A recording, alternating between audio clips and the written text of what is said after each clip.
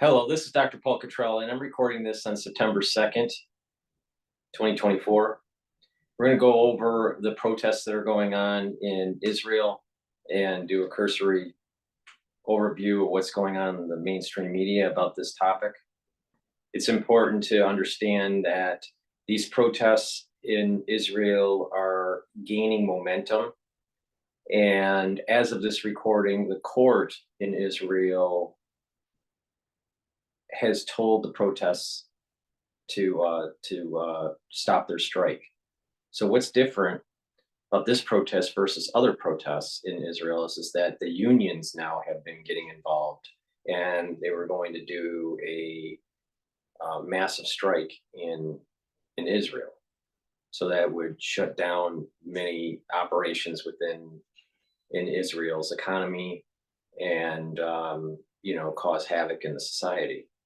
So there's a little different dynamic that's going on. What the catalyst for this level of protesting and striking in Israel is dealing with the lost opportunity from their perspective of a ceasefire, whereby 6 hostages recently have been killed over the weekend. I think maybe they were killed on Friday. But either way, it was either at the end of the week or during the weekend. I don't remember which. And so they start protesting, the ones that want a ceasefire, some sort of peace deal to get the hostages back. And now the unions are siding with the protesters. This is a different dynamic now. Now, with Netanyahu, he has definitely a war footing that's been going on in Gaza, and now in the northern front, and even in the West Bank, he has this war footing. All right, but he has two constituencies within his coalition cabinet in his government. That is a coalition that is siding with a deal and a ceasefire, and then you have another coalition group that wants to continue the war. So it's not just Netanyahu. It's a little bit more complicated than that. It's Netanyahu and these two coalition groups. All right.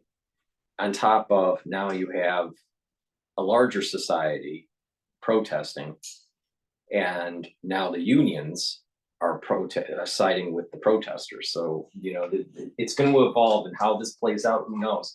It may be the beginning of the end of Netanyahu. We don't know, but I think it's an important piece to capture, because the protesting in Israel at this moment in time, where the soul root of Esau is increasing, the soul root of Jacob is decreasing, and we're moving into the High Holy Day season, which would be in October. October is a very strong month for Esau, not Jacob.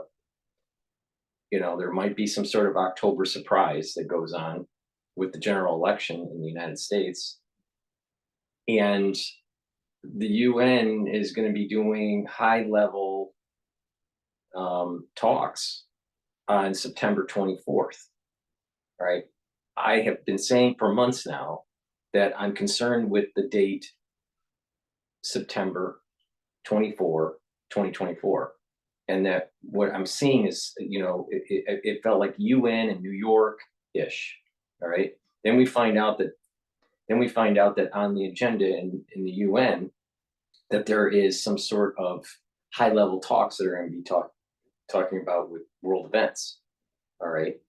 I suspect that something is going to be happening during the General Assembly and this special high-level discussion on the 24th of this month, dealing with the crisis in the Middle East. Now, maybe it's wrapped up into a larger issue with the crisis in Europe and the evolving crisis in Asia. I don't know, but September 24th is a key date, all right? And then we go into the High Holy the High Holy Days in early October. All right, so this is going to be a tumultuous period of time. Will this take down Netanyahu? I don't know. It might. It might. I think it's important to kind of just get an idea, get a pulse on what's going on. I also think this might be an impetus for continued protesting in the United States, especially on campus. So you have the protests in Israel. You have the unions in Israel siding with the protesters now, not the Netanyahu government. And that may feed flames for more protesting on campus. Who knows? I mean, it might get pretty intense in these next few months as we get into we go through the general election in November. We'll see. We'll see. But please, before we start, please make sure you subscribe to all my channels. I have 4 channels on YouTube. I have Brighteon, Bitchute, and Rumble. Please subscribe to all those. The links are in the description of this video and all my videos. So please click the link and go to the videos and subscribe. Please help support my work. I have thousands of videos that are for free, and it's through the patronage of donations and being paid members on Patreon that allow for those videos to be free. So please go to my website, the-studio-reykjavik.com, and donate either through Stripe, PayPal, or Buy Me a Coffee. You can donate on the homepage of my website. It's really easy. It's at the very bottom of the homepage. You can donate through Stripe, PayPal, or Buy Me a Coffee. You can also be a paid member to my Patreon channel. The link is in the description of this video. By being a paid member, you're helping support my news coverage and allowing these videos to be free for everybody. All right. Higher tiered members do get access, different levels of access to my lectures on pulmonology and immunology. So if you want to help that way too and pay a little bit more, you get extra benefits from being a paid higher tiered member on Patreon, and that way you get access to some of my videos on immunology and pulmonology. So I greatly appreciate your help. Please ask your social media to follow me. That's really important to grow the channel and to reach a larger audience. We are going through tumultuous times dealing with geopolitical events that have a heavy metaphysical component to it. We are going to have perturbations in the financial markets, and I'm going to help you navigate through that. And we also have to understand what is going on with pathogens and how to improve our health and all this stuff. So this is the channel to go to if you want to improve your health, learn how, navigate through pathogenic problems that arise, how to navigate through the geopolitical crisis, and how to navigate through the financial tumult that will arise. So please make sure you subscribe to all my channels. With that said, I just would like to plug one product here. Please go to my store, the-studio-reykjavik.com, and get the structural nano silver soaps.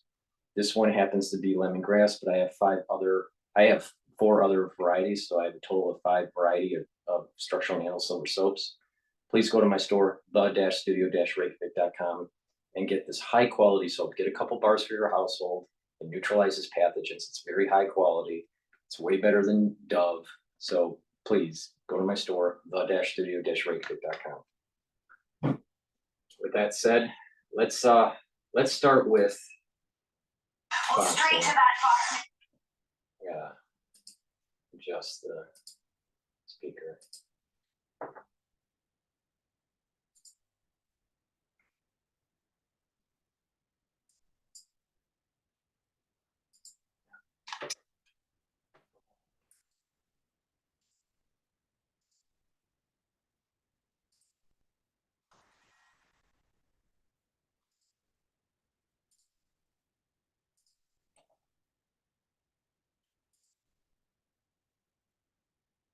Funeral for Hirsch Goldberg, Poland, the American hostage killed by Hamas in Gaza, will be held today at 9 a.m. Eastern. Also, President Biden finally returns to the White House after a 2-week-long vacation to meet with Vice President Kamala Harris and the U.S. negotiating team to try and get a deal to get the hostages back. Oh, good. The A-team's back together. Right.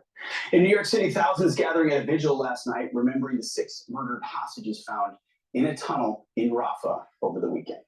And this is a live look at a protest in Israel calling for a ceasefire and hostage release deal as a massive labor strike causes a standstill at businesses, schools, and Israel's largest airport. Trey Yangst is live in Tel Aviv with the latest. Trey.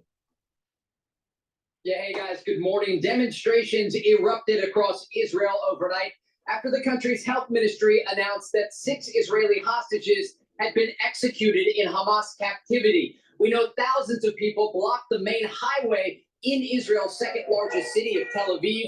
Clashes unfolded between police and protesters, with security forces bringing horses and water cannons to clear the road. The demonstrators demanded their government reach a hostage agreement and bring the remaining captives in Gaza home. Take a look.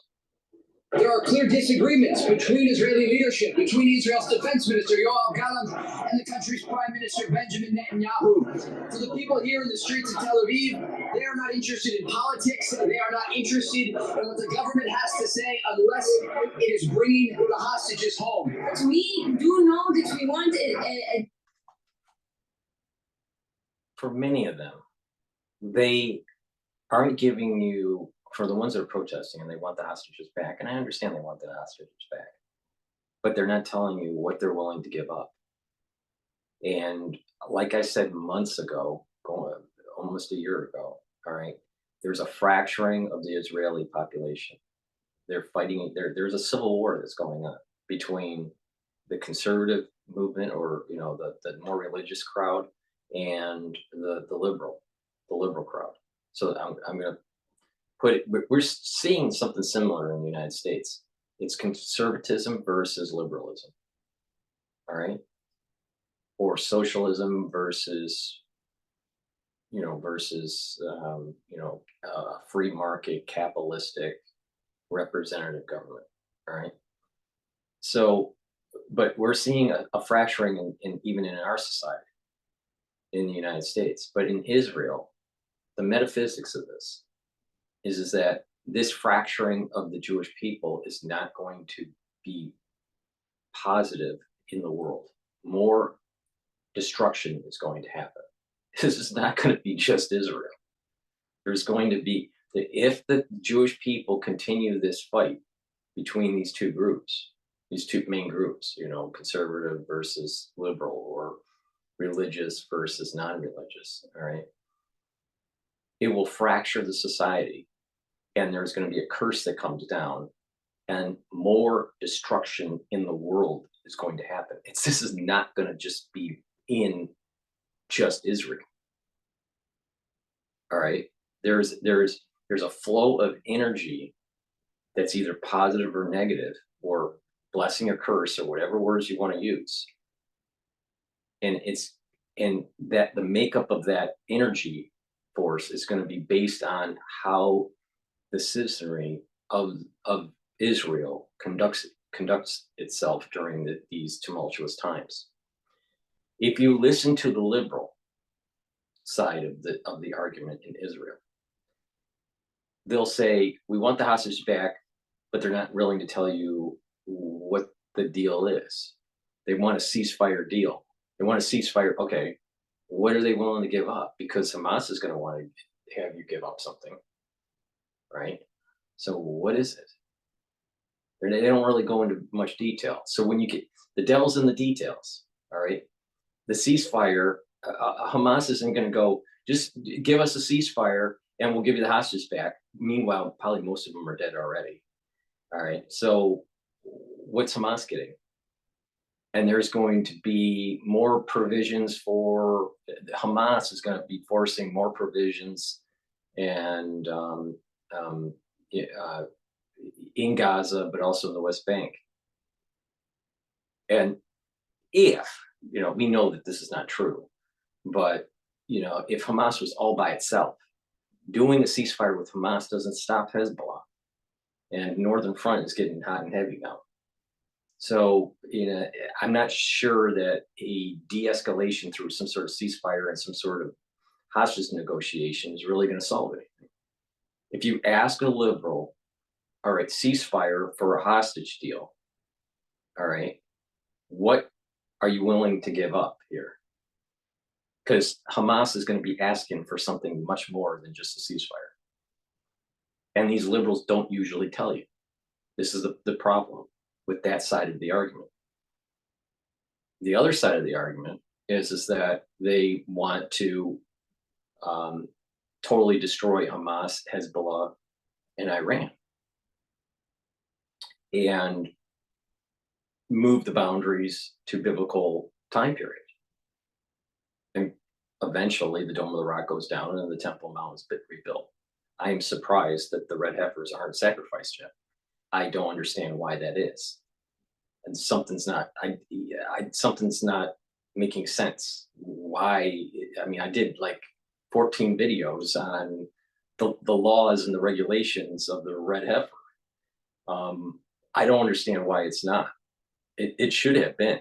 So something weird's happening. So, but the point that I'm making is that you have a side that really wants to accelerate this. And the liberal community in Israel doesn't want it. And I would say that, yes, the protests are large, but the conservative constituency in Israel is large too. They may not be protesting as energetically as the liberals, but to say that the liberals are much higher in numbers in the population and will push the government, towards their agenda. You don't see that with Netanyahu because the whole coalition government that he has, it's about 50-50. All right. So Netanyahu is kind of caught in the middle. If he goes too far to the conservative side, then the liberal part of his coalition will go away. If he goes and tries to placate to the protesters, the conservative coalition will go away. So it's a lot more complicated. But, so the conservatives are basically saying, kick out the Palestinians, move the borders to biblical times, control West Bank, control Jerusalem, control the Golan Heights, control larger swaths of the Sinai Peninsula, and give Gaza to the Palestinians. That's really what the conservative movement is moving towards. All right. And destroy the capability of Hamas, Hezbollah, and Iran. The liberal community is basically saying, give more land away. Right. So, and it's interesting. I've been listening to an audiobook by Jared Kushner in his memoir of being in the White House. And he talks about, and it's really important, I'll tell you, reading or listening to memoirs of department, Secretary of State or presidents or, historians, of this modern time period that we're going through. There's some really interesting information that they put in their memoirs that you don't really fully understand behind the scenes.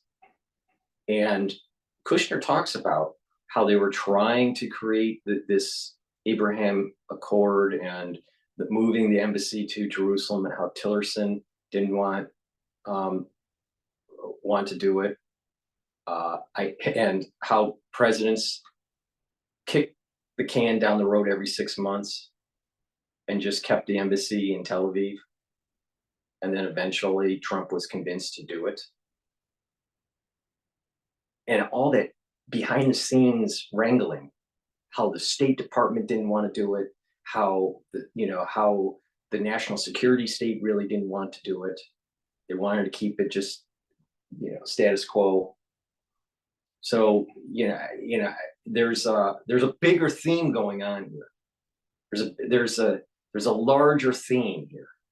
Now, if you step back and look at it from the metaphysical point of view, like I said, the soul root of the United States is not homogeneous.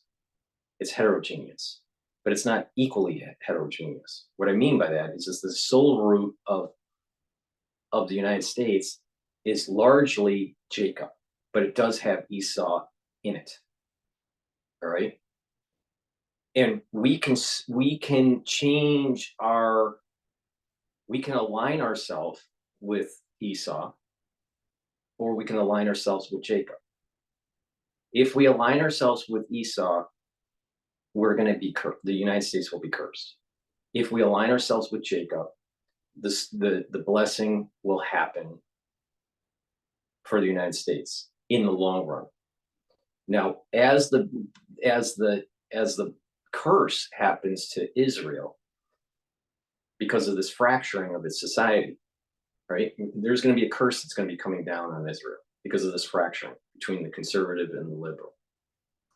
That curse going through the soul root of Jacob is going to manifest itself in the United States. If the United States has more alignment with Jacob, if it aligns itself with Esau when the curse is coming down to Israel, because it's going through the soul root of Jacob, but the United States is more aligned with Esau, it's not going to be as cursed. All right. Now there's a further complication. As these things start to evolve and the environment in the Middle East gets worse in terms of military action, what's supposed to happen according to Kabbalah is that the soul root of Esau splits. And there's a part of Esau that actually aligns itself with Jacob and Ishmael. The other side that doesn't align and they stay on the soul root of Esau, they get killed off. So there's a teshuvah, there's a repentance that takes place with the soul root of Esau, and it splits. So those people that are aligned to Esau split and go to Jacob, and the positive Esau with Jacob and Ishmael work together to kill off the negative Esau. Now, that's what's going on in the Middle East. Now, in the United States, something similar is going to happen. You're going to have you're going to have in the population an Esau group, a soul root of Esau that splits. It's not going to be tomorrow, but this is going to happen and align itself to the ones that are aligned with Jacob. And then the negative Esau will get killed off. So we're going to actually see not just a warring in the Middle East, we're going to see a warring in the United States and a warring in Europe. You're going to see these Muslims that moved into the European area. A good percentage of them will stay Esau negative, but some of them will move to Esau positive and align itself with ones that are from the soul root of Jacob. All right. So there's an added complexity to the soul root of Esau. Now I know no international textbook is going to explain it like I did. They don't use the terms. But the thing is that Jacob, Esau, and Ishmael. Ishmael is going to align itself with Jacob. Esau is going to be split, and the negative Esau will be exterminated. That's how it's going to play out. But there's going to be a lot of destruction, a lot of turmoil. And it's not just going to be in the Middle East. There's going to be in the United States, and it's going to happen in Europe. I haven't really thought enough to understand which countries within Asia are aligned with Esau or aligned with Jacob or aligned with Ishmael. I really don't know. I don't have a good handle on it. My gut feeling is that there's going to be a higher composition of Esau and less composition of Jacob within those countries. But I really have to think about it a little bit more for the Asian theater, but definitely for the Middle East, European, and the Americas. This thing's going to get really bad. All right. So this fracturing you're seeing of Israel, this is pretty deep what I'm saying here. The fracturing of the society through the protests because of the hostages and forcing a peace agreement, a ceasefire agreement, is fracturing Israel, the soul root of Jacob, pushing in a curse. Now that curse is going to transmit into the United States. It's not going to be good. Now, be careful what you wish for. All right. You think that protesting and trying to kick out Netanyahu and all that is the great thing. Be careful what you wish for, because it may get a whole lot worse. With that said, please go to my store, the-studio-reykjavik.com, and get the omega-3. This helps to bring down LDL levels, raises HDL levels, that improves your lipid profile. This is great for improving your cardiovascular health. Also, omega-3 is useful.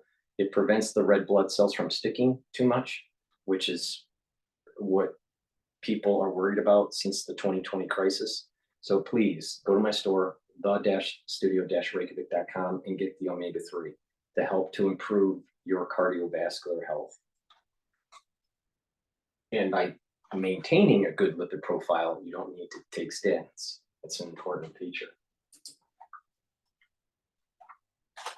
Now, because those people were supposed to be home yesterday. The unrest about the hostages shifted to civil protests with a broad general strike announced today. Israel's international airport was on strike for 2 hours this morning, affecting incoming and outgoing flights. Other transportation affected as well, including Jerusalem's light rail train. With frustration growing across Israel about the lack of a deal, President Biden will meet with Vice President Harris in the Situation Room later today to meet with the American negotiating team. Officials in Washington will look for a way to move the ceasefire talks forward, giving both Israel and Hamas an exit ramp to end the war. The uncertainty about Gaza comes as Israel launched fresh strikes against the Iran-backed group Hezbollah in southern Lebanon overnight. The war inside Gaza has been ongoing for 332 days, and at this point, diplomacy has failed. Guys? Trey, you have relationships in Hamas in the sense of reporting. Before October the 7th, you were embedded in there. You've talked with some of the members there. They've even presented you with a PowerPoint. I guess my question to you is, after reading everything, after hearing from some of your sources denying October the 7th, do you find the Hamas officials to be honest brokers in this negotiation? Lawrence, the short answer is no. And look, Pete made a great point earlier. Israel's not negotiating with a rational or reasonable actor. Hamas is an organization that has controlled the Gaza Strip since 2006. At this point, it's very splintered, and there's really one man at the very top, Yahya Sinwar, the mastermind behind the October 7th massacre. The other two masterminds are dead. And so as the Israelis move forward with these conversations, they are getting feedback from Hamas indirectly as part of these negotiations. And now remember what I said just a few minutes ago about the fracturing of Esau, the positive Esau and the negative Esau. All right. You're seeing the fracturing even within Gaza and Hamas. All right. With these negotiations, Arafat and the one that's leading Hamas now, they just want to be billionaires and live, live a billionaire life. They don't care about the Palestinians or the Gazans because they're in a position. They hold their position as long as there is conflict with Israel. The moment that there's no conflict with Israel, they lose power. So there's an incentive for this negative Esau to continue this. And this is what I mean by eventually people will start to really, and it will take time, but people within Gaza, the West Bank, they're going to realize that the soul root of Esau, they're going to realize, oh, I need to turn positive. See, they're in it like in the middle, right? A big part of the population is in the middle. They're not positive or they're not negative. The ones that are running Hamas obviously are negative, all right? But you're going to start seeing the society eventually moving towards the positive and aligning itself with Jacob and Ishmael. And so what that basically means is that the Saudis are going to align with Israel, and Iran is going to align itself with the negative soul root of Esau. So that basically means that Iran, Hezbollah, and Hamas are going to be exterminated by Jacob, the positive soul root of Esau and Ishmael. And this is the reason why it's going to be a larger conflict, because these soul roots of Jacob and Esau are in the Western world and also in the Asian world, but I have to think about it a little bit more of the composition of it because it's a little bit different. So, but the thing is that this is not just something in the Middle East. These are soul roots and energy forces that are positive and negative, that give blessing to a nation, give blessing to individuals, or curses to individuals or nations.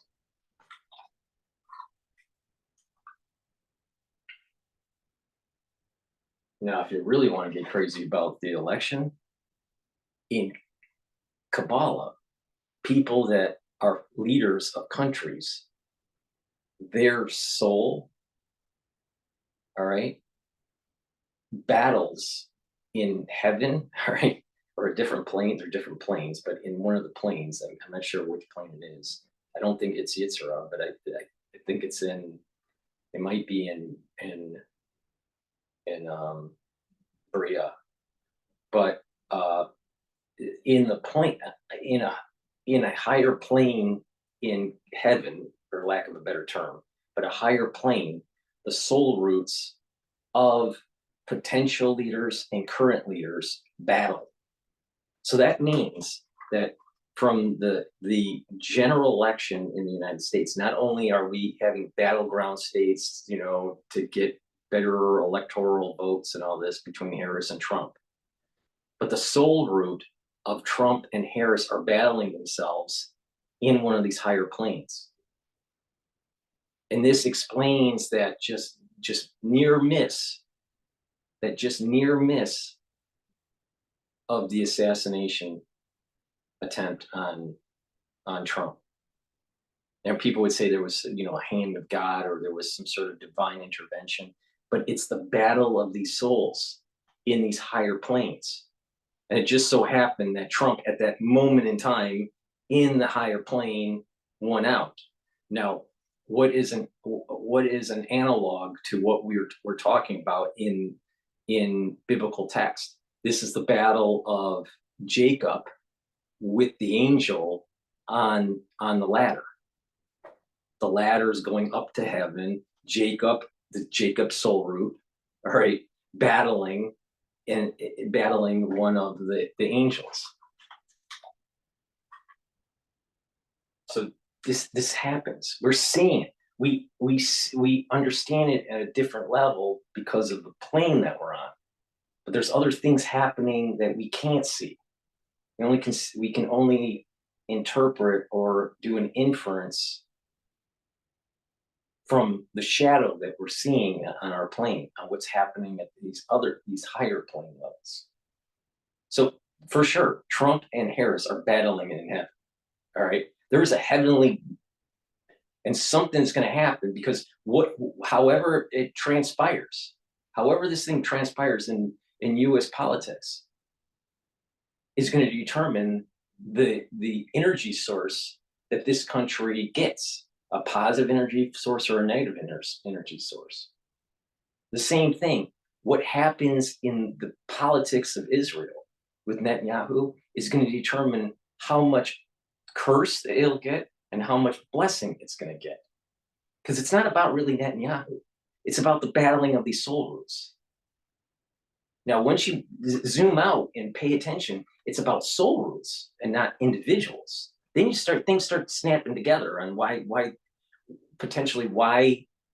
certain historical paths are going to a certain way, why they're converging in a certain way. Now, I am positive no one has told you this, all right? But that's what's going on.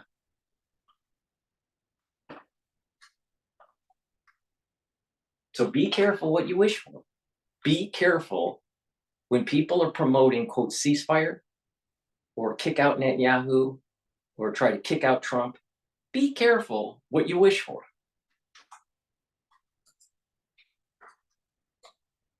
They're unable to find a path forward, and at the same time, critics of Israel's Prime Minister Benjamin Netanyahu say that he doesn't want a deal under the current terms. And so we're at an impasse here in the region, and negotiators, not just from the United States, but also from Qatar and from Egypt, say they are reaching really the last ends of these efforts. And at this point, there has been no breakthrough in the talks. If you're sticking with Hamas, we had a father of one of the hostages, American hostages, still there, come on the program. Obviously, he wants a deal. He wants it. The negative soul root of Esau has to be exterminated. That's the only way to solve this. And I'm not the only. This has been written down for thousands of years. Thousands of years. Today to get his son back. But he also said that part of the reason he's for it is that Hamas has been completely decimated as a fighting force, and that's the consensus amongst Israeli intelligence and defense officials. Is that true? If the deal were cut, how decimated is Hamas at this point? It is true. Most of the Hamas brigades inside Gaza have been destroyed and dismantled since the Israeli ground campaign against the Strip started in late October. But Hamas will always be a fighting force in Gaza and in the West Bank. They will act as an insurgency if there are other forces around that they decide they want to attack. And the West Bank is the perfect example. Hamas doesn't control vast areas of territory in the West Bank, but they launch daily attacks, whether it be attempted bombings or shooting attacks. And you'll see the same thing inside Gaza. They won't have the same fighting force that they had on the morning of October 7th when they were able to send trained brigades of fighters across the border, thousands of them, into southern Israel, but they still will be able to launch attacks. There is a controversy inside Israel, and it has to do with the benchmark that the Israeli government has set for the goals of this country inside Gaza. There were two goals laid out by the prime minister. One, bring the hostages home, and two, defeat and destroy Hamas. The second goal is not possible. They can dismantle the brigades that exist inside the Gaza Strip, but Hamas as an organization will continue to exist, and they will continue to attack Israel in some capacity. Trey, to that point, at what the ratio of those protesters there are saying, look, we don't want a deal? You know, to the point of everyone's been. This is the reason why the ones that are in Gaza, that the soul root of Esau that goes positive, are going to help with Jacob and Ishmael to kill off the Esau negative soul root. But we haven't seen that split yet. So can the Israelis completely destroy the ideology of Hamas? No. But the Esau positive soul root can.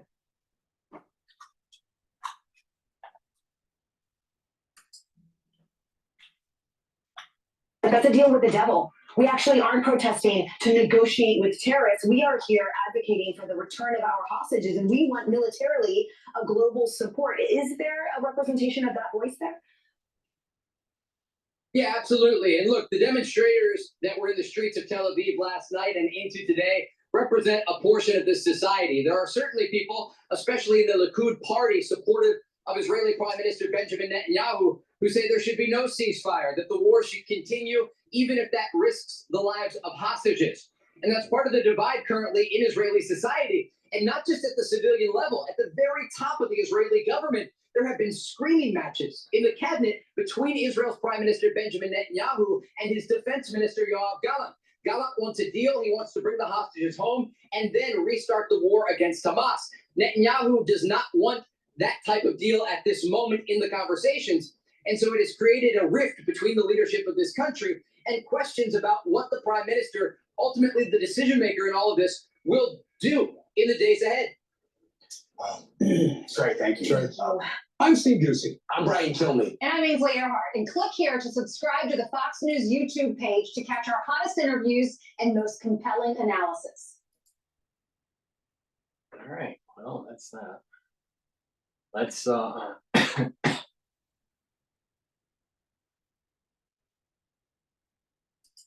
let's play the BBC here. The anguish of many of the population of Israel, and that's what we.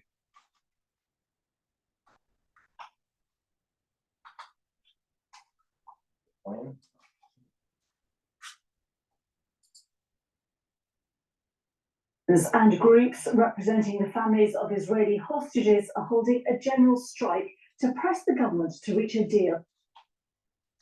To free those still held by Hamas. It's already been inflicting some flights on Ben Gurion Airport in Tel Aviv, and businesses, schools, and other forms of transport have also been hit. Well, the stoppage is a day after the Israeli army said it had recovered the bodies of 6 hostages who were taken during the attacks of the 7th of October. That led to mass demonstrations in Jerusalem and Tel Aviv on Sunday, with the organisers calling on the Prime Minister Benjamin Netanyahu to negotiate a deal with Hamas to bring home the estimated 100 remaining hostages. Sunday's protests were largely peaceful, but some crowds broke through police lines, blocking a major highway in Tel Aviv. Well, our correspondent John Wilson is following this story. After the biggest protests in Israel since the start of the war in Gaza, with hundreds of thousands of people demonstrating across the country, today a general strike. So thousands of businesses are going to be closed, some schools, universities, government ministries, banks, some bus networks.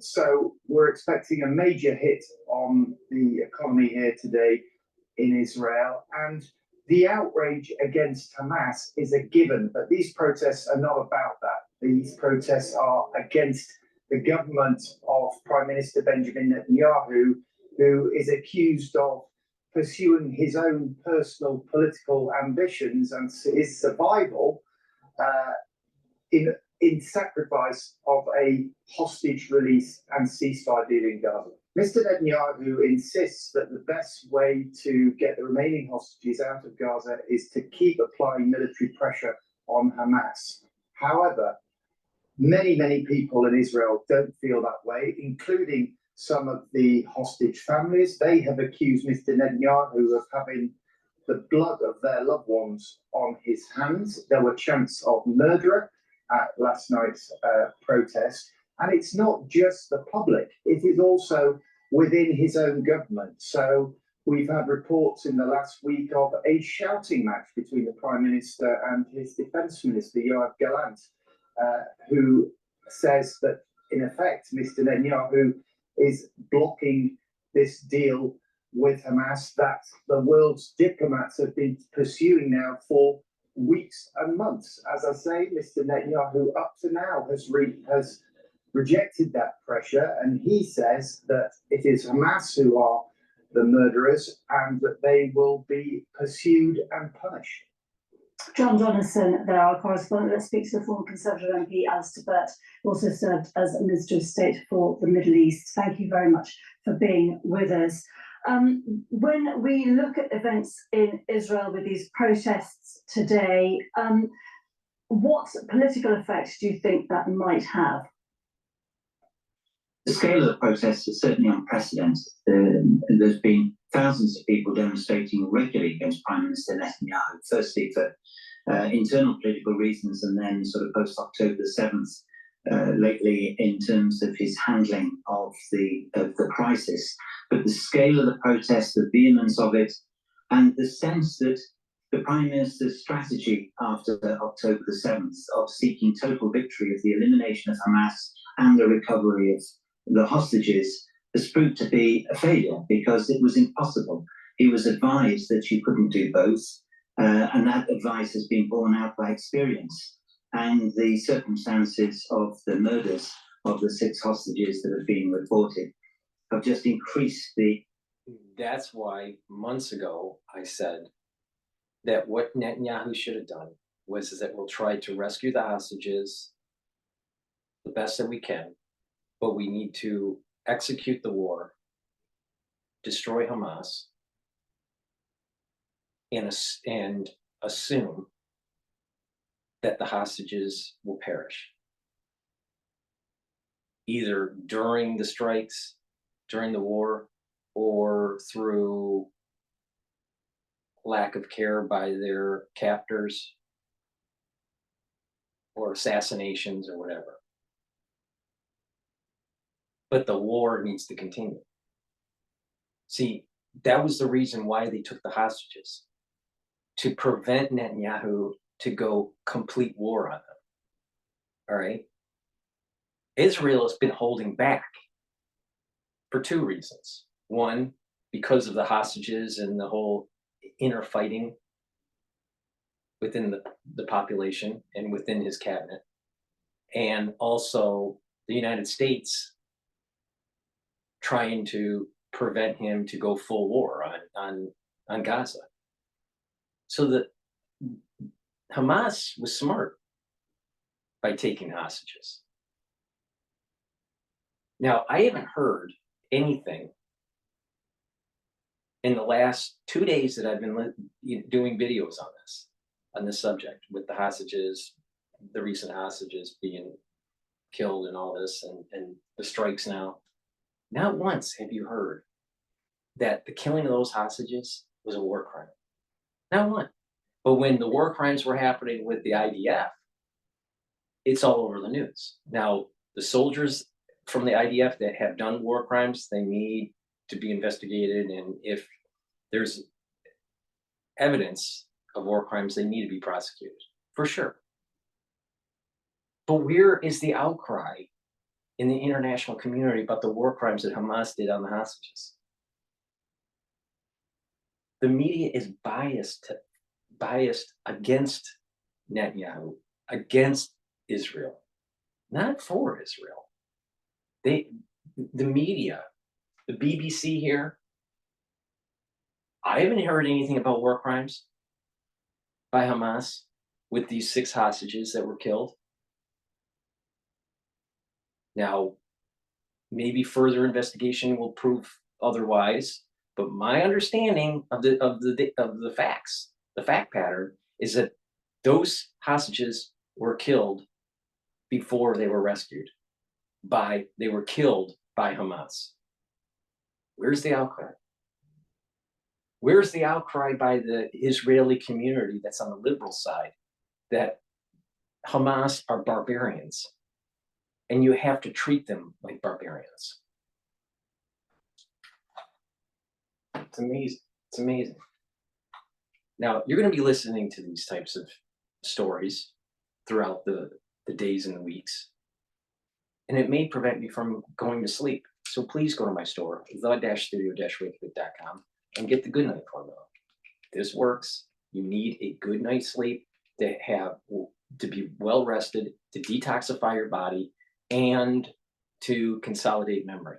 If you are sleep deprived, you are going to age faster, and you're going to have a weakened immune system, and you're going to be building up toxins.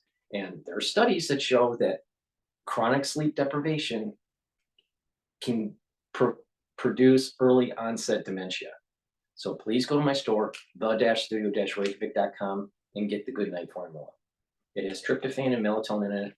Please go to the store, the-studio-reykjavik.com, and get the Good Night formula. This will help with getting a good night's sleep and getting your body to detox naturally. Please go to my store, the-studio-reykjavik.com, and get the olive leaf extract. This helps with your immune system and your cardiovascular system. How? Olive leaf extract brings down inflammation, so it helps your immune system. And olive leaf extract helps to bring down the LDL levels and increase your HDL levels. so it improves your lipid profile. This is a dual purpose product. I believe in providing dual purpose products. So please go to my store, the-studio-reykjavik.com, and get the olive leaf extract. You know, like I said with the Goodnight formula, it's a dual purpose. It helps to detoxify your body if you get well-rested sleep, if you're having sleep deprivation. On top of, you need good sleep just to be able to have energy in the morning. So it's dual purpose.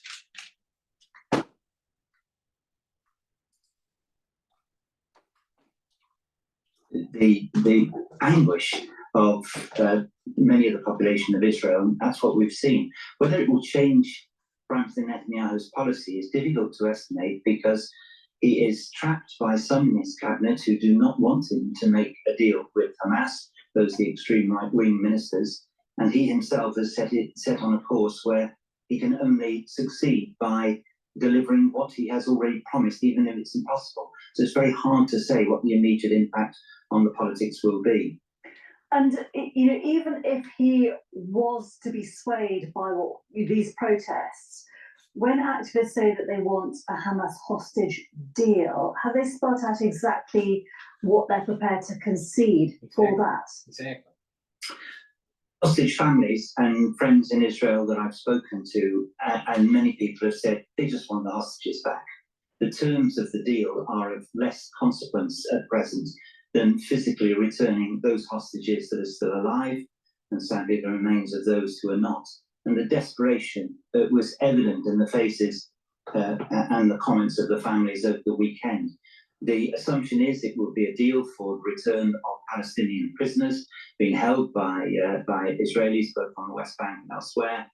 But the actual terms of the deal seem to matter less to people protesting than just the desperation to get the hostages back. And they feel strongly that doesn't that sound like most protesters? They protest against something, but they won't tell you what they're for, or sometimes why they're against what they're, why they're against what they're protesting. All right, and that's a common feature of these protests.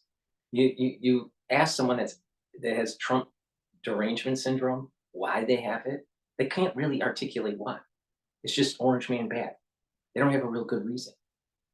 When they had the encampments at Harvard, and you ask them, why are you protesting? Right? It was, they wanted, Palestine to be free. Right? But you ask them, why? Why should Palestine be free? They couldn't tell you. Well, they deserve it. It was taken away from them. If you can't secure your land, if you can't fight for your land, you don't deserve it. It's the same thing with your civil liberties.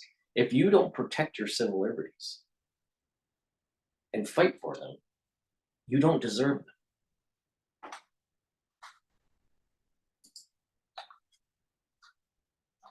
Allocated to getting the hostages back has not been the priority of Prime Minister Netanyahu and the government, hence the vehemence of the demonstrations and the anger of Defence Minister Yoav Gallant at the way in which the coalition is handling the crisis at present. And it's obvious as to why sort of family and friends of the hostages will absolutely prioritise that, but the government also has to balance the future security of Israel as it sees it. That is right, but everything since October the 6th has changed. It would appear that the security of the state of Israel, which Prime Minister Netanyahu and his supporters had predicated on dividing the Palestinian leadership community, supporting Hamas covertly in Gaza, preventing the establishment of a Palestinian state, has fallen apart.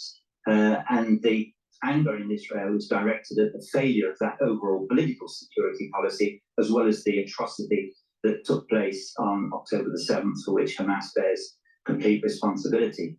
So the wider security of Israel is indeed in question now, and that calls for a different political solution, which will require Israel to think of an overall settlement, which will involve the West Bank, East Jerusalem, as well as Gaza, and it will require the abandonment of those who believe that the extinction of the state of Israel is still possible. So a lot of political change is necessary in order to secure the peace and security of Israel, to which it is entitled, as well as the self-determination of the Palestinian people and justice for them. It is not impossible, and negotiations have always faltered when they've got very difficult. But if there was ever a time to press the case, it's now. Alistair Birch, thank you very much indeed for being with us. Bob works for a company that's using NordLayer's new solution, Cloud Firewall. He can now easily secure his organization network and manage employee.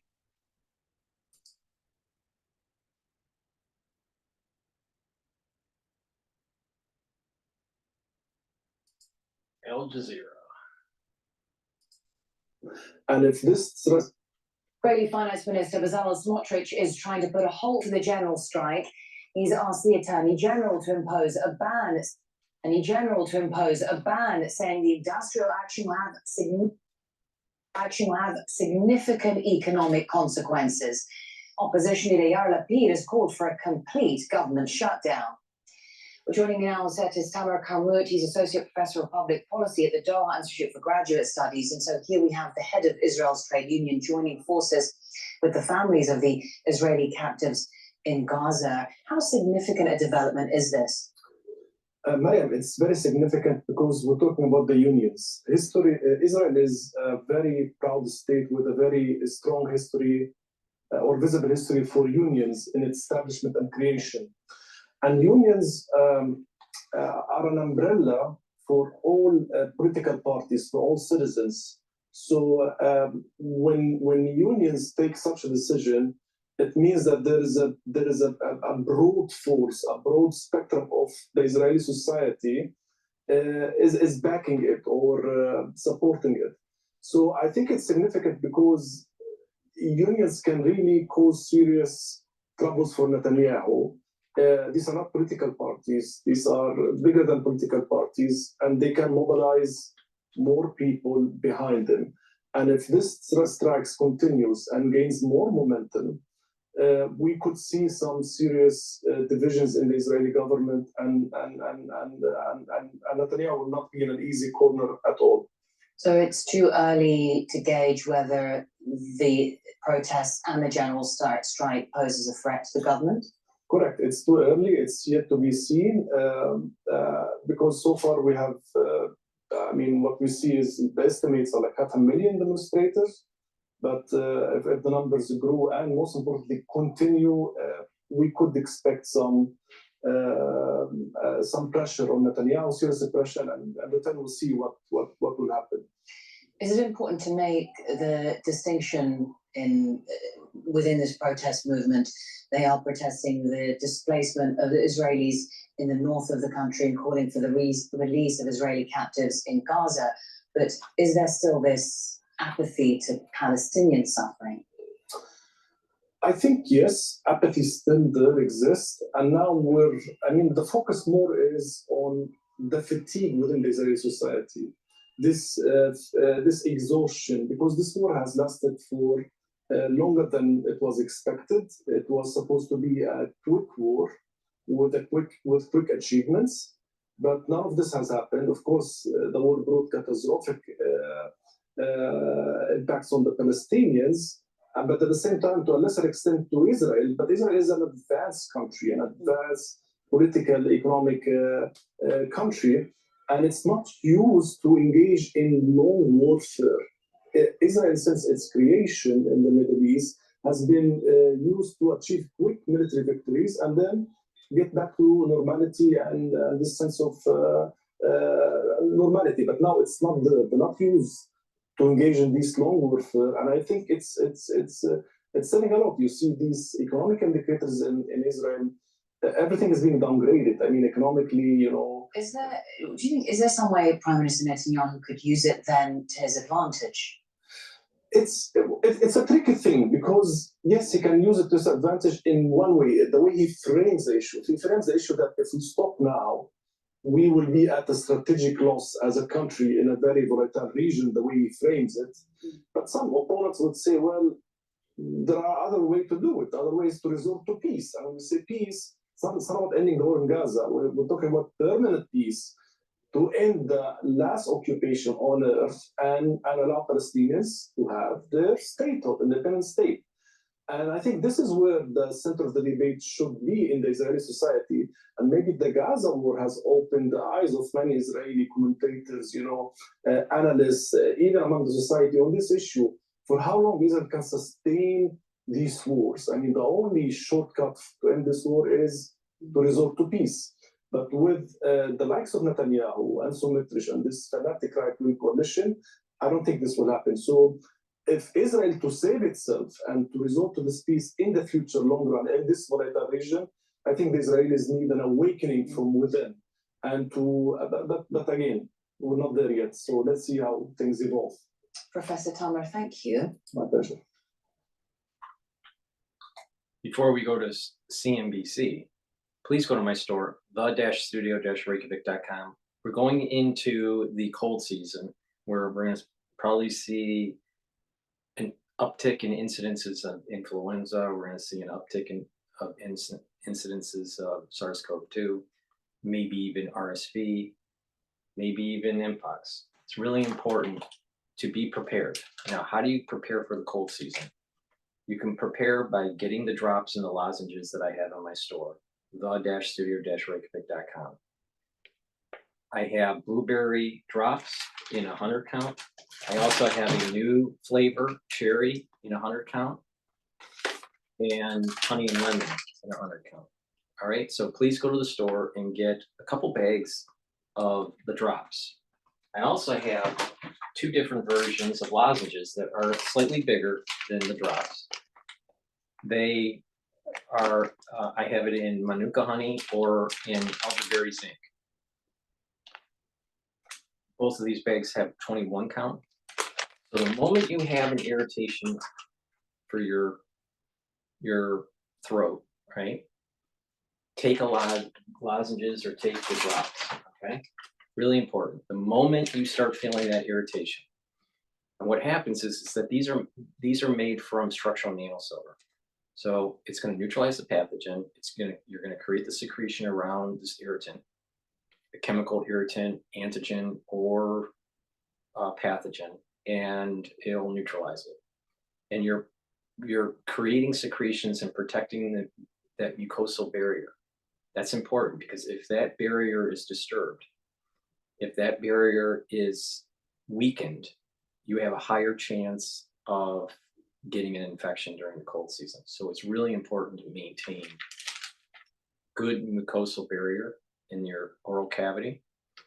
And the moment you start feeling an irritation because of spraying for mosquitoes or the chemtrails, or even during the cold season, the moment you feel that irritation, take the lozenges or the drops, all right, and it will neutralize that and mitigate the issue.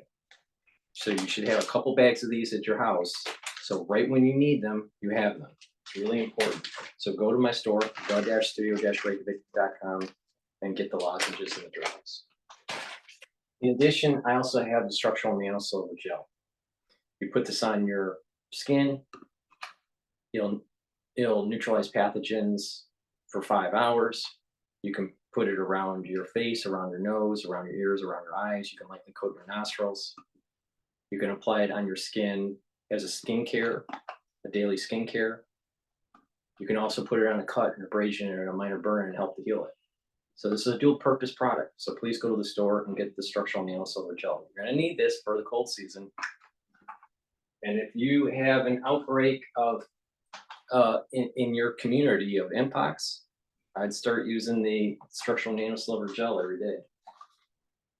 All right. Oh, I want to play the CNBC. Come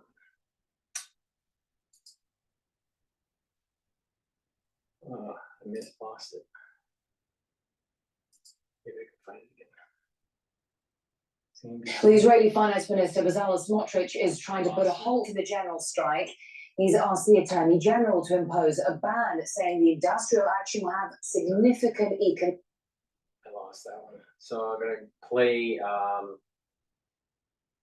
All right, this is Fox News. Well, Israel's And former FBI Special Agent and Navy SEAL Jonathan Gilliam. Jonathan, we reported Biden and Harris meeting in the Situation Room in a matter of hours. How much faith do you have in Biden and Harris to bring the remaining hostages home?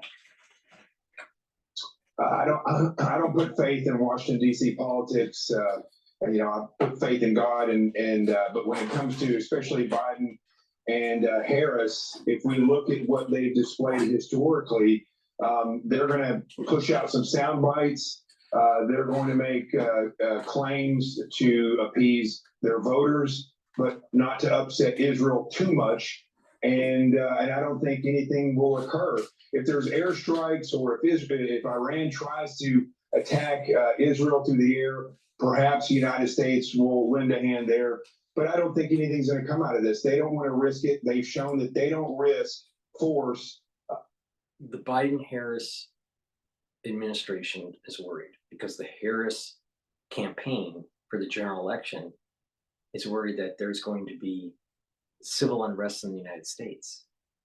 Because if they're protesting in Israel, then don't you think that there are going to be pro-Palestinian or pro-Hamas protesting on U.S. campuses like Harvard, Cornell, or some of the others? They're just getting back. The school year just started. So there's a big chance that there's going to be protests at the campuses. And it's going to hurt, it potentially may hurt the Harris campaign because they're going to say, these protests are going to say, well, you're Genocide Joe, and Harris, you've aligned yourself with Israel during the CNN interview. So she's in a precarious situation. And so they're going to try to de-escalate that potentiality of protests in the United States. This is what I'm saying. What's happening in Israel is coming home in the United States. In the wake of a political election or any type of politics. So I don't see much coming out of their meeting except for sound bites. Okay, with that in mind, how responsible are Biden and Harris for the situation in Israel unraveling the way it has? Well, I think when we look at the 50,000-foot view of this entire situation, Todd, what we see, especially when you hear the reports coming from the AP about who's protesting over there, and it's interesting when you read the AP because they've moved further and further left, they make it sound as though it's a nationwide protest or strikes that are going on in Israel, but it's union workers, it's students, it's people who are on one side of a divided political election time in Israel. It's just like in the United States. So I'd have to say what's happening over there is very similar to what's happening here, where politics and emotion have divided the people. And the way that they look at these critical issues is through election and through, campaigns and through appeasing these protesters instead of doing what's effective. That's very dangerous. It's been very dangerous, and that's what was happening on October 6th of last year. That's why Israel got attacked, and that's the way the United States is right now. So I would say that President Biden and Vice President Harris, and the way that they have confronted Iran, the way they've given Iran money and freedom, set up Hamas and set up Hezbollah to make these attacks and to let Hamas carry out the hostage taking of all these individuals and then killing them. And there's no response ever from the United States. Iran never suffers. Hamas has only suffered because Israel has turned on them, and the same with Hezbollah. But overall, the United States has set back for the past 4 years and allowed Iran to grow stronger and stronger with no repercussions.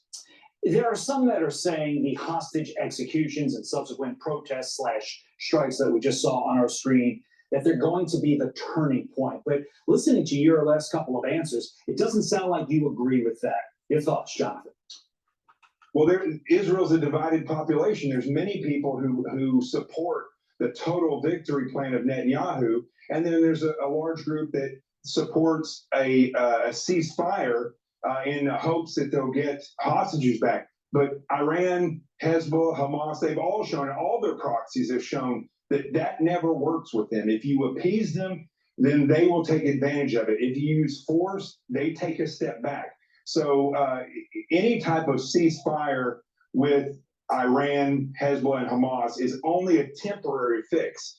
They have to be shown force. But the problem with the total victory plan is that it's a response plan. It came after October 6th. And when you have a plan that comes as a result of an attack, that plan is never quite perfect the way it should be, especially in a political season like this. And I'll say one other thing, Todd, about this. If President Trump gets elected, and I hope that he does, I've always been a supporter of Trump's, he needs to surround himself with effective experts who understand these problems and do not feel the need to appease. He can manage that appeasement, but he does not need to surround himself with advisors and counselors that appease these protesters and this social media movement that's gone around in support of terrorist groups and has forgotten our allies. President Trump, when he gets elected, hopefully he does, he will remember that, and he won't pick Washington, D.C. satellites like Bill Barr and these other individuals who've always been around Washington, D.C., or generals and admirals who will turn around and stab him in the back. He needs real experts who work on the ground, that are operationally sound, and will not tell him what he wants to hear, but tell him what he needs to hear. That's what needs to happen in Israel with Netanyahu, and it needs to happen in this country when President Trump is elected. Jonathan T. Gilliam, coming at you strong here on a Labor Day morning. We appreciate it, Jonathan. Thank you. I'm Steve Ducey. I'm Brian Kilmeade. And I'm Ainsley Earhart. And click here to there it subscribe to the Fox News. Yeah, I think I just found Jonathan. the Well, there- CNN or the CNBC. Here we go. The CNBC video. Hulu Plus Live TV has over 95 channels. Yes, step into that surprise. Live news, local channels. You got it. Together. Disney Plus, ESPN Plus, all in one plan. Wow. Just tell me right now, where are you striking and why? Of course, the situation at the airport in particular and on the ground is unclear. So help us understand what's happening at the moment. Thank you. Good morning. Indeed, we have begun our strike at 6 a.m. this morning across private and public sectors. I would say at this stage, we are currently seeing from Beersheba in the south up to Haifa in the north, impact in both in municipalities or in the port of Haifa, in the, of course, Ben Gurion Airport. We're seeing other public transport also affected currently, and it basically crosses, as the name would imply, a general strike. The economy in a general, full-encompassing perspective. But what we are concerned about is, I would say, two core things. First of all, clearly the impact of the war on the economy of Israel is devastating. We are worried for the jobs of the workers and obviously where the government is leading us. And secondly, as Dan rightly pointed out at the opening, when we saw the images and the reports yesterday of 6 hostages that up until a few days ago were alive and were executed by Hamas, we have serious concerns about what is dictating the negotiations. We have a very clear perspective that people need to come first. That is what we do in our union work, and that's what we expect from the government to do in bringing home the hostages. The hostages need to come home, and they need to come home now.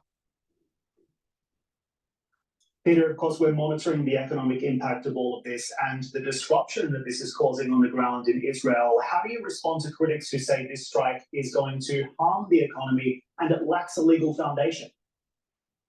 I would say 11 months of us sitting on the sidelines, giving the government all of the room to operate, giving actually faith in the government. It's not easy to declare a general strike in the midst of a war, but obviously, the legal foundations are there. It will be battled out today during in the next couple of hours in the court process. That's what we will be facing. We believe we have a strong case We also believe that the government needs to get the hostages home. They need to do everything to bring those that are alive, to create a deal that will create a ceasefire that will bring the hostages home. That needs to be priority number one. The hostages and their situation is immediately impacting our economy.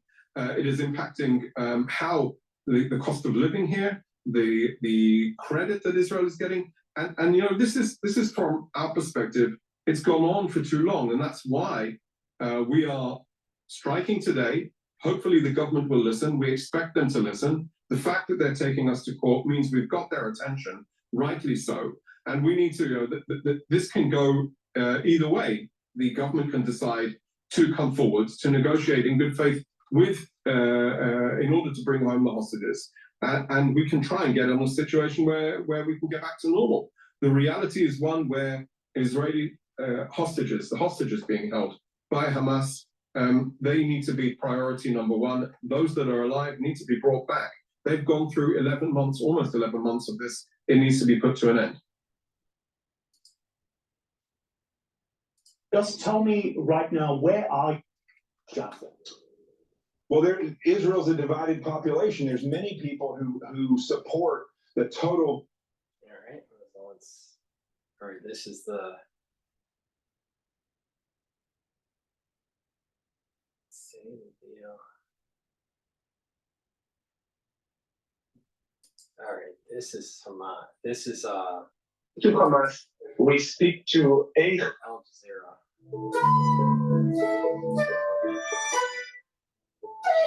Sorry, do you remember the first time I think you know it? Before we do that, please go to my store, the-studio-reykjavik.com. It's the-studio-reykjavik.com. And get the new product that I have on my store, vitamin K2, MK7. This helps with your bone health and your cardiovascular health. It's very important to take every day. So I now have it on my store. Please take it. It's follow my protocol on how to improve your bone health and also your cardiovascular health. You take K2, MK7 every day. Natto kinase, also a new product on my store. You should be taking this. This helps with breaking up clots because it's fibrinolytic, but also at higher doses, it will bring down LDL and raise up your HDL levels. So with taking natto kinase at higher doses, you're going to be able to control your cholesterol. That's important because if you control your cholesterol by doing cardiovascular supplementation, taking natto kinase and taking omega-3s, what you're going to be doing is you're bringing down your LDL levels, you're going to be increasing your HDL levels, you're controlling your cholesterol, and that means you don't have to be on a statin. Right? You don't want to be on a statin. Statins are bad for you. All right. If you pay attention to what I'm doing to improve my health and slow down the aging process and boost up my immune system and improve these different organ systems in our body, like the liver and the heart, the kidney, the brain, right? Your endocrine system. When you do that, you're going to slow down the aging process. You're going to have more vitality, and your immune system is going to be better. So please go to my store and get the natto kinase. This will break up blood clots, and also it will help with controlling cholesterol levels at higher doses. It's really important. If you don't control your cholesterol, your physician is going to try to get you on a statin. Statins are bad. You don't want to be on statins.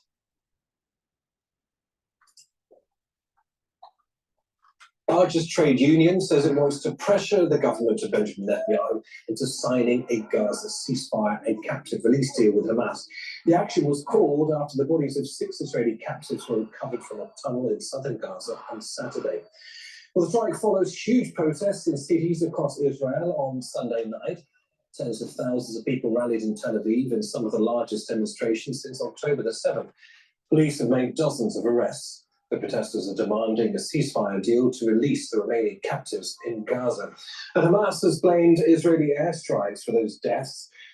of these 6 captives, whose bodies were recovered on Saturday. Israel says they were found with bullet wounds. Dozens of people attended a vigil for one of the 6, Israeli-American Hirsch Goldberg Pollen. Israeli Finance Minister Bezalel Smotrich is now trying to halt the general strike. He's asked the Attorney General to impose a ban, saying the industrial action will have significant economic consequences. Opposition leader Yair Lapid has called for a complete government shutdown. Well, joining me here on set is Tamer Hammoud. He's an Associate Professor of Public Policy at the Doha Institute for Graduate Studies. Tamer, a very warm welcome to you. Welcome back to Al Jazeera.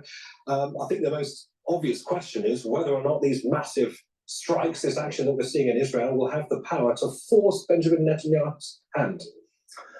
Very good question, Neil, but it's yet to be seen. I mean, we haven't seen so many people demonstrating. We're talking about 500,000. I mean, that's a significant number. The key issue here is the momentum. If these demonstrations stay on and the numbers increase, then they could pose a real threat for Netanyahu and his coalition. The unions are an umbrella for all. They're not political parties, but they're an umbrella for all for civilians in Israel by large, and Israel has a very strong unions historically, and they have played key role in influencing public opinion in Israel. So this time the tide is really high.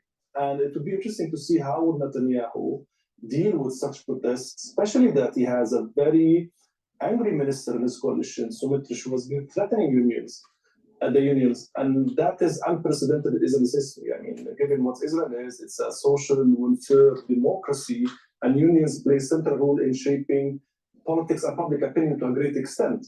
So to antagonize unions in this critical moment, I think it would be interesting to see how would the larger Israeli public react to it as well. And we are at this juncture now where things could, I mean, the direction could change against Netanyahu as well at some point, and we'll see how things will evolve. Is there any precedent for scenes that we've seen played out across Israel when it comes to a general strike on this level in the country? Of course, Benjamin Netanyahu has been under a huge amount of political pressure dating way before October the 7th, but anything like this? Not in Israel's recent history, and I think, as you rightfully say, these tensions or these divisions among Israeli politicians, I think Israeli society, they come before, or they started before the Gaza war. And the Gaza war more or less has increased these divisions over issues that has to do with, of course, Netanyahu's government handling of the war and its outcomes, and the repercussions on the Israeli society, politics, and economy. There's a huge fracture in the Israeli society, and many Israelis worry about the future and nature of the Israeli state. Where is it heading? In what direction? Israel has been established on very strong secular foundation. This particular government has really taken Israel, or hijacked Israel in a different path, where Israel is gradually losing such secular identity, and this worries many Israelis who are not in agreement with the way this government is handling matters inside Israel. So again, this is what I'm talking about. This battle in Israel between the liberals and the conservatives, or the religious and the ill-religious. Israel, the state of Israel, wanted to secularize Judaism and prevent some of the traditional Judaism and the following of the Torah. Israel proper, all right, the government and its citizens wanted to water that observant level down, all right? So there's this battle that's taking place now between the liberals and the conservatives. And you're seeing it even at the cabinet level, all right? And these coalition cabinet level with Netanyahu, you have a battle between the conservative movement and you have a battle between the liberal movement. You're seeing this in the United States too.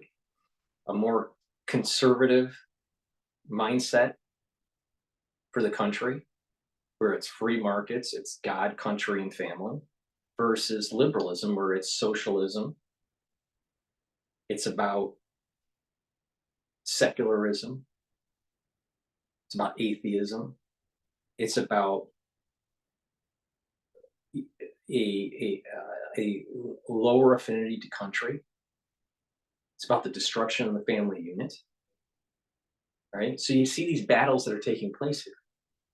So do you think that the world is better moving towards a socialistic mindset? With a very liberal bend that's not about God, country, and family?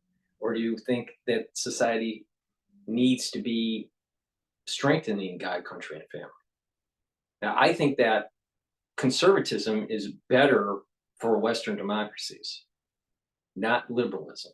But the thing is that if you have too much control by the religious, and not enough, and you're preventing freedom, then that's a problem. But I think that the juncture that we're in Western politics, in Western psychology, we have swung the pendulum way too far in secularism, and that pendulum needs to swing a little bit towards the conservative effort. There needs to be conservatism. There's the idea of balanced budgets and strengthening the family unit and affinity to country, and to have spirituality in the society. Strengthening those pillars probably will strengthen our inner cities and allow for those cities to become vibrant again. And there will be an economy that starts to churn. And when there's safety and there's a rule of law, then more businesses, come into the community. When there is lack of law, there's no law and order, then businesses don't invest in the community. And it's a downward spiral. So I think having a conservative bent is probably better for Western democracies. So you're seeing this battle that's going on, And like I said early on in the video, the soul root of Jacob is battling itself within Israel with this whole liberal and conservative movement. And and as they're fighting each other, there's going to be a curse that comes down on Israel. But that curse on the soul root of Jacob, especially in October, is going to affect the soul root, the Jacob soul root within the United States. We are going to get that negative energy force that's happening with this flux. Like I said before, a couple of years ago with the whole Ukrainian war, these conflicts, they're like crystals, all right, or they're like molecules, ionic bonded molecules. You pull them apart and it creates a tension because they want to go into a steady state. So you're pulling the positive and the negative, and there's an energy in between. But if you reduce the pull, then they snap back together, right? So right now there's this energy force, this tumult in society because of this positive and negative pull, all right? Or the liberal and the conservative pull away from each other, and there's this energy force that's taking place. And there's going to be strife and conflict, and then all of a sudden they'll snap back together and move into stability. It won't have that same level of chaotic energy.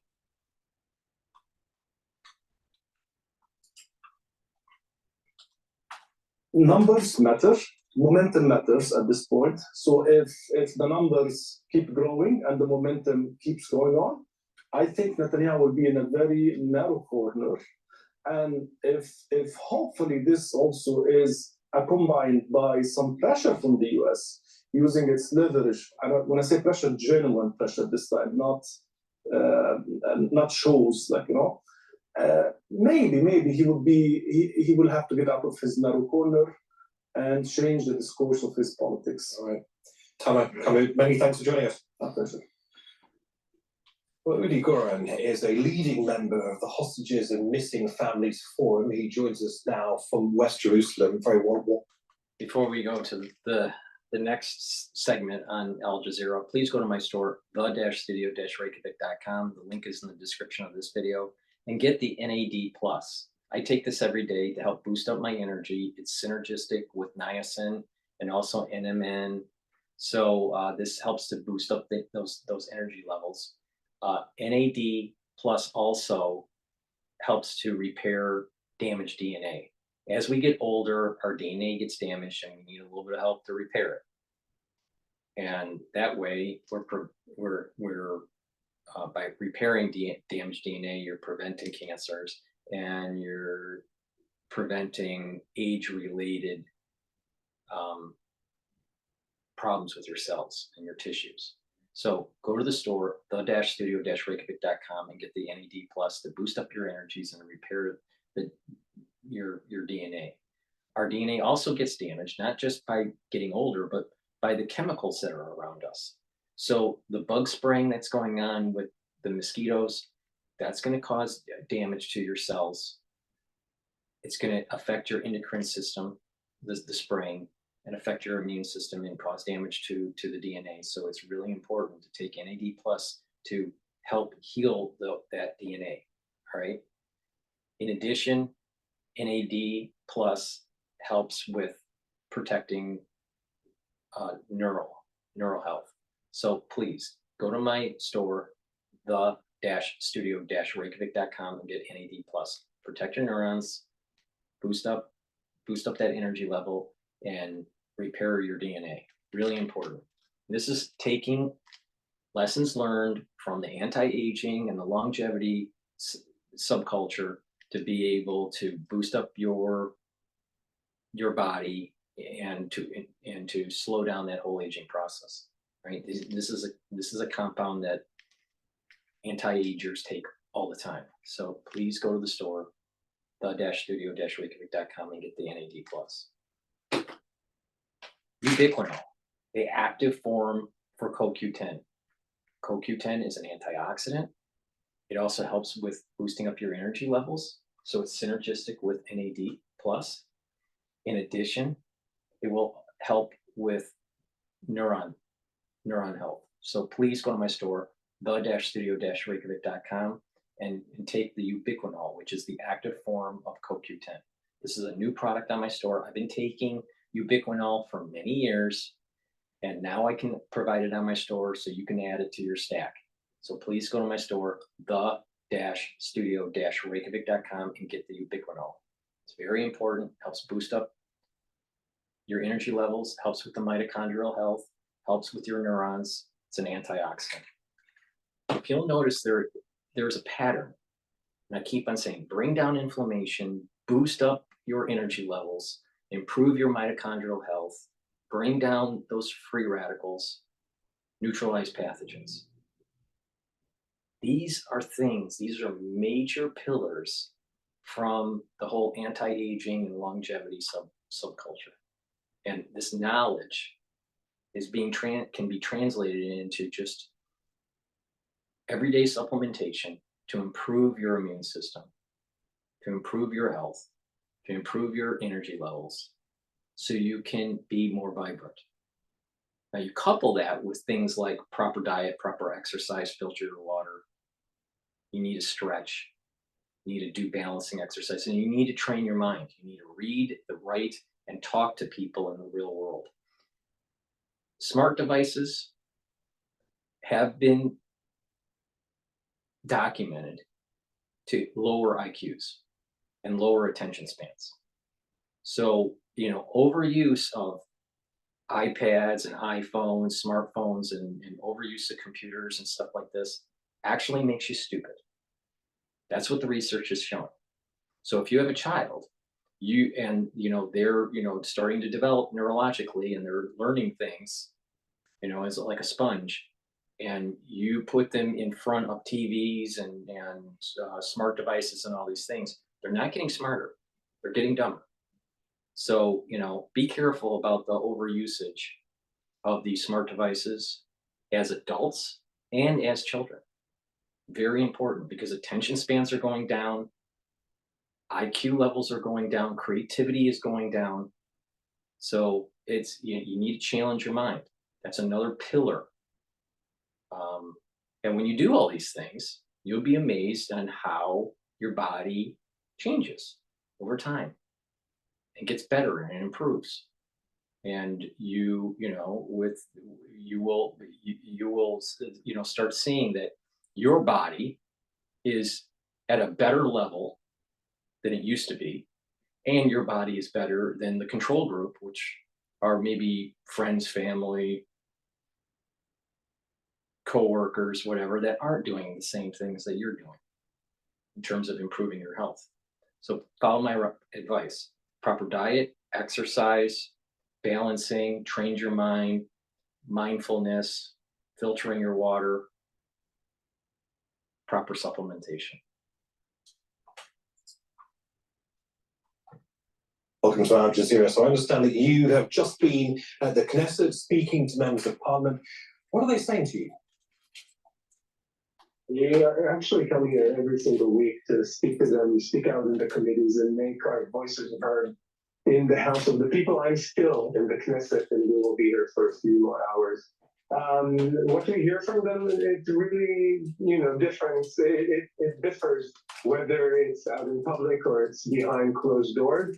And, we keep being here in order to make sure we influence them to call out, to make the right decisions when it comes to the hostage deal that's now on the table and influencing the prime minister. And I think the analysis you just heard was very accurate. I mean, Netanyahu is very, very stubborn in his position at the moment. And this is why we are trying to influence not only him, but also the ministers and the parliament members around him to do what we feel is right. Save the people, save the hostages. How receptive do you think Benjamin Netanyahu is to demonstrations on this scale? We're talking about 500,000 people across Israel here. He has a tendency to bide his time and wait things out, but it's something different this time. I think that he is the most experienced politician in the Israeli arena at the moment. And he's been through this many times. And this is why I say we are not only trying to influence him, we're trying to influence other parliament members, we're trying to influence the Israeli public to make the public's voice heard. At the end of the day, and I think it's very symbolic that I'm speaking to you from the House of the People, the Israeli Knesset, which should represent the will of the people. And by any kind of poll that has been presented in the past 3 months, the vast majority of Israelis want to see an end to this war with the hostages back home. Anudi, you know all too well about what's at stake here. End of the war with the hostages back home, but it's kicking the can down the road because we've had similar situations like this in prior years, where there were some hostages and there was, an incursion and destruction in Gaza, and then there's a ceasefire. Now, for sure, after October 7th, this military operation that's going on between Hamas and Israel is more bloody and more destructive, for sure. But the thing is that it's getting more bloody and more destructive every time there's a startup of the tensions and the war, and you reboot it. And what's happening is that the capability of Hamas is increasing. And not only that, Iran is reaching towards nuclear weapons. And we have now unconventional means, biologics and chemicals, that are, the barriers of entry are very low. So you have a whole new dynamic going on. So if you keep on kicking the can down the road, it's going to get worse. So this concept from the liberal, all right, saying we want the hostages home. Okay, I understand. And we want a ceasefire.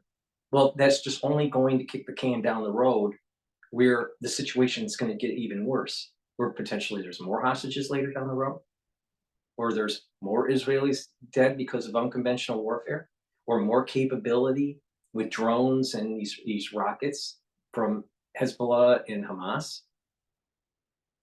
So no, just because you try to save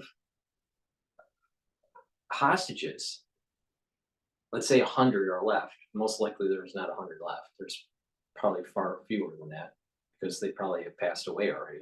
But let's say these 100 hostages that are left. You kick the can down the road for 2 years, all right? And now let's say Hezbollah and Hamas build up capability not to kill just hundreds of Israelis, but thousands of Israelis day after day after day, instead of killing Hamas and destroying Hezbollah.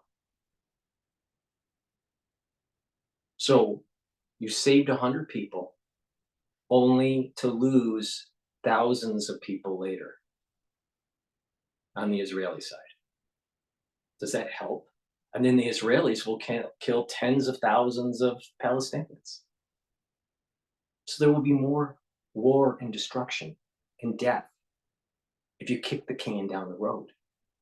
So it's better to get it done. It should have been done years ago, and there would have been less destruction and less death, and it would have been easier, and it would have been cheaper. But what's happening is it's getting more expensive, more destruction, more death on both sides. So it seems on the surface as a great policy. Ceasefire for hostage exchange. But the reality of the situation is that Hezbollah will do this again. It will do it again. And they're going to have more capability and potentially even unconventional warfare. Then what do? You save those 100 people, but you basically set in motion thousands of people dying from unconventional means. Maybe even millions. Was it worth it? No, it's not. When you look at the whole, if you look at the total cost to finalize something, it's better to do it now than to kick the can down the road. All you got to do is look at the data points of each one of these escalations. How many people died from each side?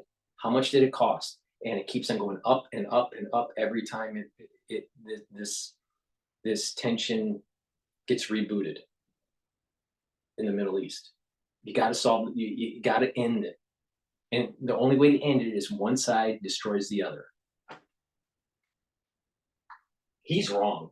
He's absolutely wrong in the long run. In the short run, it saves lives. It saves the hostages. But only more death and destruction and costs will be incurred in the future if you don't get the job done. And that's the problem with the liberal. The liberal wants expediency, but doesn't really understand the long game. And that's the reason why liberals in general aren't very good at project management and aren't very good at building businesses, because you have to have a long perspective.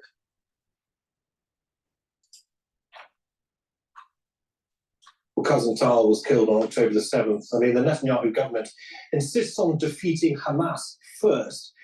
But how much of this is about, in the eyes of many Israelis, safeguarding Netanyahu's political survival? Many people I apologize for the disturbance. Can you hear me? Yes, I can hear you. I can hear you. While you correct the shot, let's carry on talking. Yes. You were yes. saying. Sorry. Yeah. I'm saying that I think at this point, many people believe that the way that this war is handled at the moment is influenced by politics rather than actual the actual reasoning behind running this war and defeating Hamas. I think that Israel must make sure that its borders are secure. We need to make sure that Hamas cannot carry out an attack like October 7th again. But in order to do so, we need a long-term plan. And this will not happen militarily. The military has done what it had to do, and that is weaken Hamas enough that they cannot hurt us, that they cannot carry out their barbaric attack on October 7th again. And from this point on, it needs to go into the diplomatic ranks. There may, of course, be very obvious, palpable frictions within. This is what needs to happen. As I was just saying, there may be frictions, very clear and obvious frictions within Israeli society. We're seeing it on the streets across Israel, frictions too within politics. But does this in any way signal a change of attitudes towards the rights and lives of Palestinians in Gaza and the West Bank amongst Israeli people?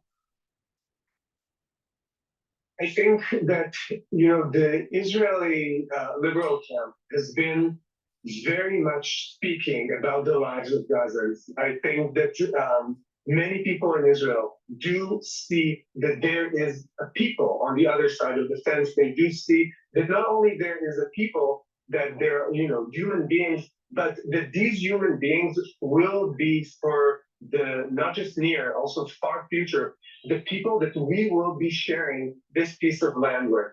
And in order to have a safe home for both people, we've got to learn to coexist. However, we cannot coexist as long as Hamas is in power, because Hamas is a terrorist group. He's missing the point because he's a liberal. And he probably doesn't follow that much of the Torah. All right? Just by looking at him, I can tell that he doesn't follow much of the Torah. All right? But the reality of the situation is there's going to be a temple that gets rebuilt, and the Dome of the Rock has to go down. How are you going to live peacefully if you, have this some sort of political agreement between the Palestinians and the Israelis that you're going to coexist on the same land when you actually have to take down their fourth most precious religious site? How are you going to coexist in that environment? You have to purge the land of the Palestinians and have them relocate to other regions in the Arab world before that can happen. And again, this is where the Arab community that aligns with Jacob is going to be the Esau positive, the ones that repent and they move towards the positive soul root of Esau and align with Jacob and Ishmael. And then also, you have the negative ones that get totally destroyed. You got to relocate them. So the Ishmael will realize that they have to be relocated for the larger borders to go to the biblical times. And Mecca is more important, not the Dome of the Rock, for Islam. All right. So once you reset the borders, then it sets in motion the ability to dismantle the Dome of the Rock and to rebuild the temple. You can't do that with the current situation. Let's say there's all this peace and there's just peace and harmony and there's great economic prosperity between the West Bank and Gaza and Israel and all of its neighbors. And all of a sudden, the Messianic leader comes, shows himself, and the temple gets rebuilt. You really think that the Muslim community within the West Bank and Gaza and some of the surrounding enemies of Israel historically are going to be have a kind hand in allowing Israel to dismantle the Dome of the Rock? Of course not, because this is really a battle between Sunni and Shia.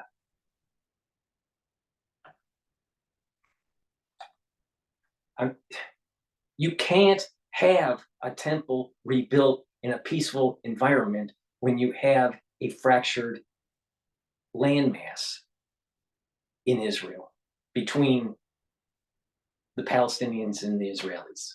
It can't happen. That's the reason why there has to be a war first. And this is just such a liberal mindset. But yet it has been written in religious texts for thousands of years that this is going to happen. You really think that liberalism is going to be able to somehow divert what has been written down for thousands of years? I don't think so. I don't think so.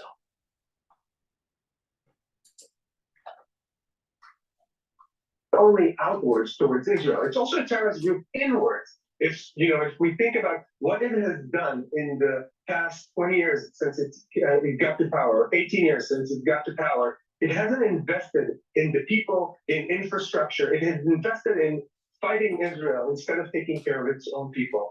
And I believe that, and many people like myself do believe that there's no other way rather than finding a long-standing solution how both people can exist on this piece of land, but it cannot be when the and this is not discussed very often in the news at all. And some rabbis will talk about this on their podcasts. The reality of the situation is there's about 20, 25 million Jews out there, all right? The far majority of them are not going to make it through the Messianic age. The far majority. They will die. That's been prophesized. That's the far majority of the Jews, like him, will not make it in the Messianic age. Why? Because they haven't done all the preparation and the building and laying the foundation on a religious level and the geopolitics that sets in motion this whole building of the temple. But the far majority of the Jews will not make it. They will die out. Now there's going to be a sect of Jews that will make it through this period.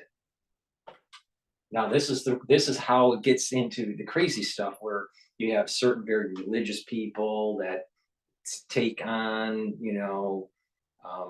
certain religious pain of others to try to bear to lessen the pain of people like him, because they're going to go through a painful process. But the far majority of the Jews are not going to make it through this process. Maybe I don't even make it through the process. I don't really care anymore. But the thing is that the point here is liberal Jews aren't going to be on the other side of this.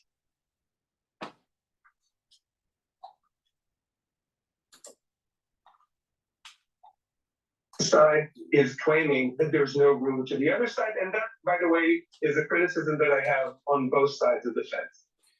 Of course, many Palestinians will give as an example the blockade of air, land and sea in Gaza as an example of decades-long oppression of Palestinians in Gaza, not to mention scenes that we're seeing play out on a regular basis in the occupied West Bank as well. If we're talking about a negotiated solution to this, speaking to Hamas seems like the most obvious option right now, doesn't it? I agree. This is what we need to do at the moment. And yet we need to make sure that when we speak to Hamas, we speak to a Hamas that is willing to live side by side with Israel. Otherwise, there really is no solution. I mean, I don't see any other solution rather than the accepting the fact that between the river and the sea, there is an equal amount of Jews and Palestinians. And as long as one side is denying the existence of the other, then we cannot coexist. And as I've said, this is a criticism that I will carry out to anyone who claims otherwise. But as That's Hamas why has it's it the battle of in it's the battle of the will. This is why it needs to be go full war, and whoever wins wins. If Israel is meant to exist, then it exists. If Palestinian was meant to exist, it will exist. But they got to go full war.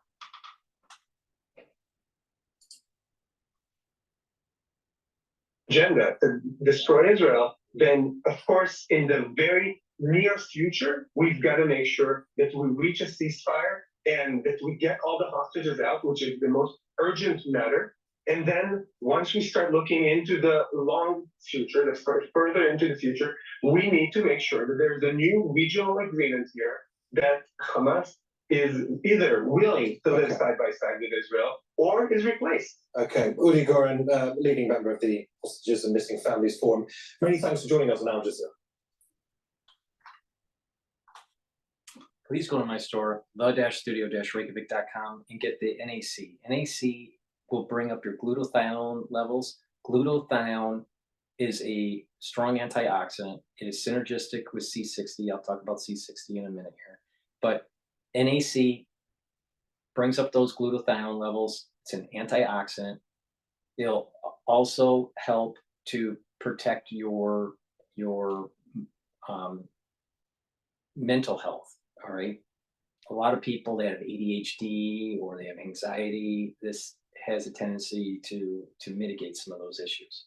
So NAC is something they should be taking every day because it's a strong antioxidant. It's synergistic with C60, and it also helps to detoxify the body. All right, so please go to the store, my store, the-studio-reykjavik.com, and get the NAC. I take this every day. It's part of my anti-aging protocol because it brings up the glutathione levels. I have 3 versions of C60, all right? C60 is a very strong antioxidant. You take a teaspoon of it a day, all right, every day. And what it does is it soaks up free radicals. I have it in avocado oil, coconut oil, and extra virgin olive oil, all right? I have it in a 2-ounce, a 4-ounce, or an 8-ounce configuration. The higher ounce configuration, the price per ounce, it's cheaper for you. So there is an incentive to buy more ounces. So, but take a teaspoon of it a day. Why? Because it soaks up free radicals and it's synergistic with a lot of the stuff that I talked about, like the NAC. It's synergistic with NAC. It's synergistic with the ubiquinol.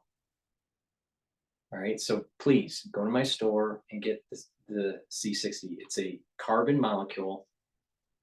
It's a 60 carbon molecule that will soak up those free radicals. All right, it will neutralize those free radicals.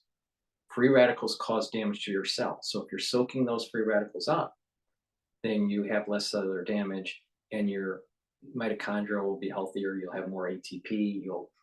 Because you have more ATP, your neurons will be better because you need lots of ATP to create neurotransmitters and fire those neurotransmitters.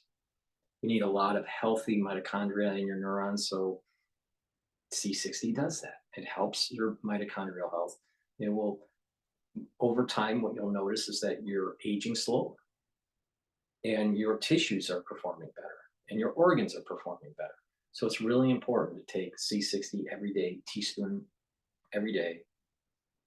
So go to my store, the-studio-reykjavik.com, and get the C60 in the extra virgin olive oil, the coconut oil, or the avocado oil.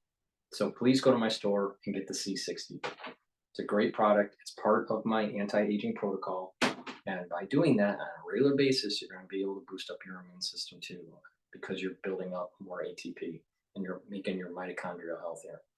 So that's my broadcast for today. Please go to my store, the-studio-reykjavik.com, and get the plethora of supplements I have and follow my advice. Proper diet, proper exercise, filter your water, proper supplementation. do some balancing exercises and stretching, and train your brain. You need to write, read, and talk to people. These things are really important. When you do them together in a holistic fashion, you're going to improve your body. It's about preventative medicine.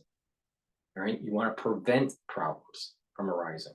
I've told you how to improve your cardiovascular health, how to improve your bone health, how to improve your immune system, how to improve your neurons. Please go to my store, the-studio-reykjavik.com. Thank you for listening and have a nice day.